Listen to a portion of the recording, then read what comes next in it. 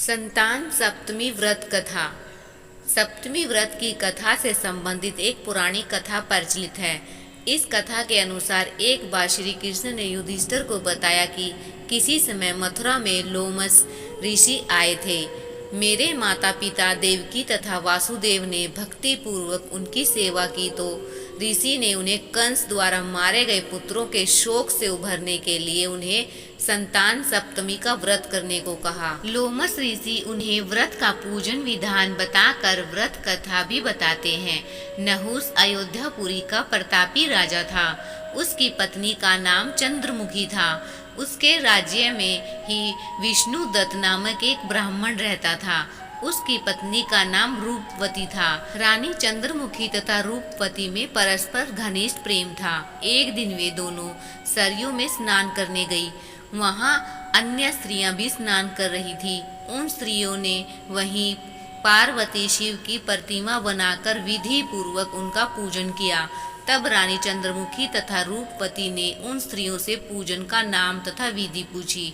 उन स्त्रियों में से एक ने बताया, यह व्रत संतान देने वाला है। उस व्रत की बात कर उन दोनों सखियों ने भी जीवन पर्यंत इस व्रत को करने का संकल्प किया और शिवजी के नाम का डोरा बांध लिया। किंतु घर पहुंचने पर वे संकल्प को भूल गई। फलतः मृत्यु के पश्चात रानी वानरी तथा ब्राह्मणी मुर्गी की योनि में पैदा हुई। कालांतर में दोनों पशु योनि छोड़कर पुनः मनुष्य योनि में आई। चंद्रमुखी मथुरा के राजा पृथ्वीनाथ की रानी बनी तथा रूपवती ने फिर एक ब्राह्मण के घर में जन्म लिया। इस जन्म में रानी का नाम ईश्वरी तथा ब्राह्मणी का नाम भूषणा था। भूषणा का विवाह राजपुरोहित अग्निमुखी के साथ हुआ। इस जन्म में भी उन दोनों का बड़ा प्रेम हो गया। व्रत भूलने के कारण ही रानी इस जन्म में भी संतान सुख से वंचित रही। भूषणा ने व्रत को याद रखा था, इसलिए उसके गर्भ से सुंदर तथा स्वस्थ 8 पुत्रों ने जन्म लिया। रानी ईश्वरी के पुत्र शोक की संवेदना के लिए एक दिन भूषणा उससे मिलने गई।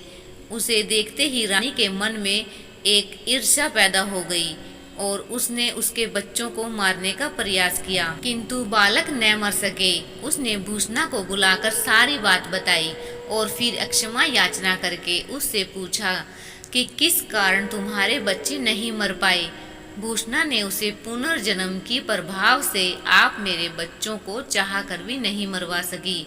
यह सब सुनकर रानी ईश्वरी ने भी विधि पूर्वक संतान सुख देने वाला यह मुक्ता भरण व्रत रखा। तब व्रत के प्रभाव से रानी पुनः गर्भवती हुई और एक सुंदर बालक को जन्म दिया। उसी समय से पुत्र प्राप्ति और संतान की रक्षा के लिए यह व्रत प्रचलित है। आई होप आपको ये वीडियो अच्छी लगी होगी। अगर अच्छी लगी है तो प्लीज चैनल को सब्सक्राइब कीजिए, लाइक कीजिए और कमेंट्स बॉक्स में हर हर महादेव लिखना न भूलें। मिलते हैं नेक्स्ट वीडियो में।